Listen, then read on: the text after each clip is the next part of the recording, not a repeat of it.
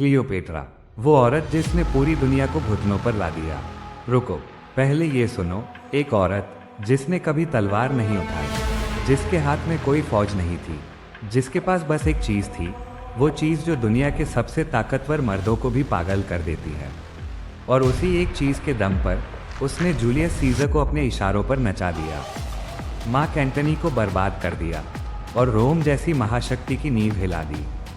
ये कहानी है क्लियोपेट्रा की, लेकिन वो क्लियोपेट्रा नहीं जो तुमने फिल्मों में देखी है।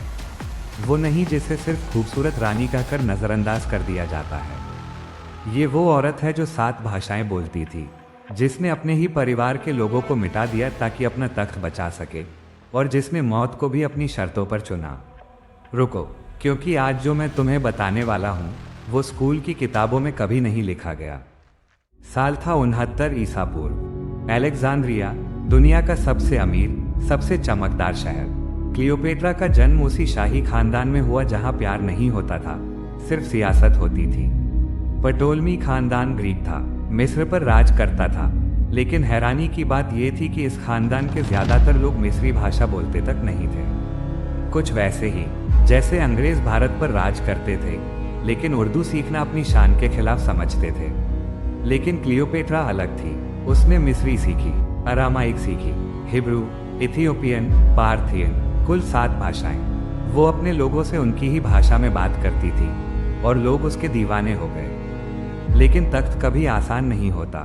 जब उसके पिता की मौत हुई, उसे अपने सगे भाई पटोलमी 13 के साथ मिलकर राज करना था, और ये भाई सिर्फ 10 साल का था। तुम सोचोगे 10 साल का बच्चा क्या खतरा पैदा करेगा? बहुत बड़ा, क्योंकि उसके पीछे थे कुछ वजीर, लालची, चालाक, सियासत के माहिर खिलाड़ी। उन्होंने उस बच्चे को अपनी कठपुतली बना लिया और धीरे धीरे क्लियोपेट्रा को ही अलेक्जेंड्रिया से निकाल बाहर किया। एक रानी अपने ही घर से बेदखल कर दी गई। लेकिन क्या तुम्हें लगता है क्लियोपेट्रा हाथ पर हाथ धरकर बैठ गई थी? क्लियोपेट्रा ने एक योजना बनाई, ऐसी योजना जो सिर्फ वही सोच सकती थी। जूलियस सीजर उस समय अलेक्जेंड्रिया में था, रोम का सबसे ताकतवर आदमी, दुनिया का सबसे खतरनाक शासक, और क्लियोपेट्रा को उससे मिलना था। लेकिन उसके भाई के आदमी शहर के हर कोने पर नजर रखे हुए थे। तो उसने क्या किया? उसने खुद को एक कालीन में लपेट लिया। हाँ, एक कालीन, और उस कालीन को एक सेवक के जरिए सीजर के कक्ष में भिजवा दिया गया। जरा दृश्य की कल्पना करो। रोम का महान सेनापति अपने कमरे में बैठा है, एक कालीन उसके सामने खोला जाता है और उसके भीतर से निकलती है 21 साल की एक औरत। आंखों में चमक, चेहरे पर शांत लेकिन अडिग आत्मविश्वास, आवाज में वो ठहराव जो बादशाहों को भी बेचैन कर दे। सीजर उस रात हार गया, जंग में नहीं, दिल में। उसने क्लियोपेट्रा की मदद की, भाई को हटाया, उसे तख्त पर बैठाया, और 1 साल के भीतर क्लियोपेट्रा के यहाँ एक बेटा पैदा हुआ। सीजर, दुनिया की 2 सबसे बड़ी ताकतों का प्रतीक। लेकिन सीजर रोम लौट गया और फिर 44 ईसा पूर्व में उसकी हत्या कर दी गई। ब्रुट्स के खंजर ने रोम के सबसे बड़े आदमी का अंत कर दिया। क्लियोपेट्रा फिर अकेली थी, लेकिन क्लियोपेट्रा ने रुकना कभी नहीं सीखा था। मार्क एंटनी, सीजर का सबसे वफादार सेनापति, रोम का नया ताकतवर चेहरा, उसने क्लियोपेट्रा को बुलावा भेजा। शायद उसे डराने के लिए, शायद खुद को बड़ा दिखाने के लिए, लेकिन जो हुआ वो इतिहास में दर्ज हो गया।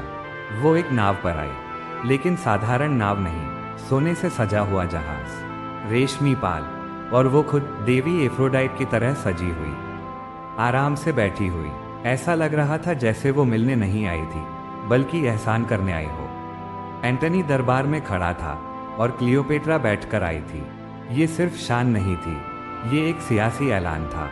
मैं मिस्र हूँ, मैं ताकत हूँ, और तुम मेरे सामने खड़े हो। मार्क एंटनी उसके लिए दीवाना हो गया।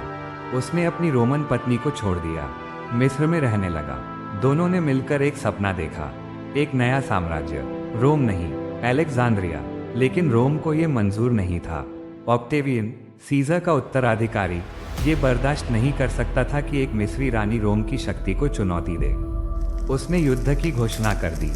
31 ईसा पूर्व एक्टियम की लड़ाई। एंटनी की सेना हार गई, सब कुछ बिखर गया। एंटनी को खबर मिली कि क्लियोपेट्रा मर चुकी है। ये झूठ था, लेकिन उसने मान लिया। टूटे दिल के साथ उसने खुद को खंजर मार लिया। जब वो अभी जिंदा था उसे क्लियोपेट्रा के पास लाया गया और उसकी मौत उसी की बाहों में हुई। अब क्लियोपेट्रा ऑक्टेवियन की कैदी थी। ऑक्टेवियन उसे रोम ले जाना चाहता था, सड़कों पर घुमाना चाहता था, उसे एक ट्रॉफी की तरह दिखाना चाहता था। लेकिन क्लियोपेट्रा, वो औरत जो कभी किसी के आगे नहीं झुकी, उसने आखिरी फैसला लिया। मैं जीती हूँ अपनी शर्तों पर और मरूंगी भी अपनी शर्तों पर। 39 साल की उम्र में उसने एक जहरीले सांप, जिसे एस्प कहा जाता है, को अपने हाथ या सीने पर डसने दिया और वो रानी, जो कभी किसी की कैदी नहीं बनी, अपनी मौत की मालिक भी खुद बनी। ऑक्टेवियन देखते रह गया। क्लियोपेट्रा सिर्फ खूबसूरत औरत नहीं थी, वो एक जीनियस थी, एक डिप्लोमेट, एक रणनीतिकार, एक ऐसी रानी जिसने उस दुनिया में खेल जीता जहां सत्ता मर्दों के हाथ में थी। आज 2000 साल बाद भी हम उसकी बात करते हैं और शायद यही उसकी सबसे बड़ी जीत है। अगर आपको ये कहानी पसंद आई तो इसे लाइक कीजिए, क्योंकि इस चैनल पर ऐसी और भी कहानियां आएंगी, उन लोगों की जिन्हें इतिहास ने छोटा दिखाया लेकिन जो असल में सबसे बड़े थे। सब्सक्राइब जरूर करें, बेल आइकन दबाएं, ताकि अगली बार जब हम किसी और महान शख्सियत की कहानी लेकर आएं तो आप सबसे पहले सुन सकें। मिलते हैं अगली वीडियो में, तब तक याद रखिए, ताकत सिर्फ तलवार में नहीं होती, कभी कभी वो एक आवाज में होती है, एक नज़र में, एक फैसले में, और क्लियोपेट्रा के पास तीनों थी।